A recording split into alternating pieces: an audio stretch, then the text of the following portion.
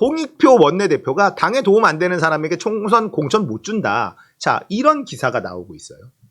자, 홍익표 원내대표가 지금까지 나왔던 원내대표 중엔 가장 우리 마음에 드는 발언을 해주고 있는 사람이에요.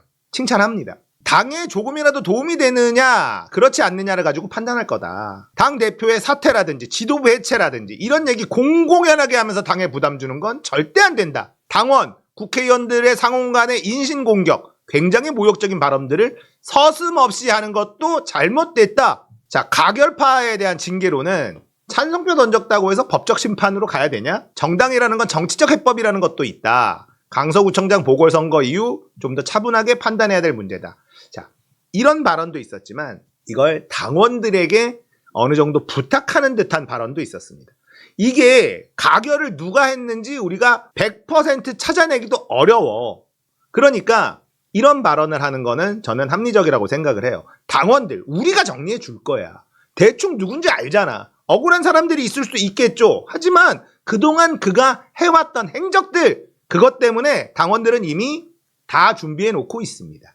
원내대표로서 저는 굉장히 영리한 스탠스를 취하고 있다. 홍익표 원내대표가 이런 판단이 좀 들어요. 한동훈 법무장관 탄핵소추는 10월 중하순쯤 대통령의 국정운영 기조의 변화를 보면서 판단해도 늦지 않는다. 한 장관 거치로 국정감사 이슈가 흔들리는 걸 원치 않는다. 자, 이렇게 얘기를 했단 말이에요. 이 부분에 대해서는 또 많은 분들이 또 답답한 소리 하네. 이렇게 생각하실 수도 있는데 이 부분은 저는 또 어떤 생각을 하냐면 윤석열에게 화살을 돌립니다. 윤석열에게. 그러니까 대통령의 문제가 뭐냐? 검찰을 활용한 검찰 정치하는 거 아니야? 이재명 대표의 영장기각 관련해서 검찰총장의 책임을 얘기하는 사람이 없어. 결국 이 사건, 이 상황을 주도했고 끌고 왔던 사람은 한 장관이다. 대통령이 국정기조를 바꾸고 여야 간, 국회, 대통령, 정부 간의 대화 물꼬를 트고자 한다면 선제적 조치가 있어야 될 것. 한 장관에게 묻는 게 아니라 대통령이 답해달라는 것. 자, 한동훈 탄핵에 대해서 약간 뜨뜻미지근한 거 아니야? 라고 생각을 했는데 뒤를 딱 보니까 대통령을 겨냥합니다. 윤석열을 겨냥해요.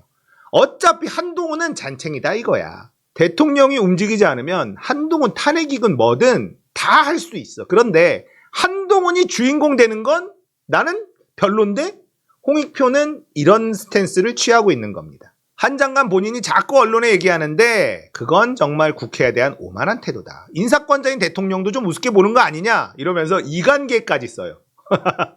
홍익표 원내대표가 저는 처음으로 마음에 드는 원내대표가 등장했다라는 생각이 듭니다.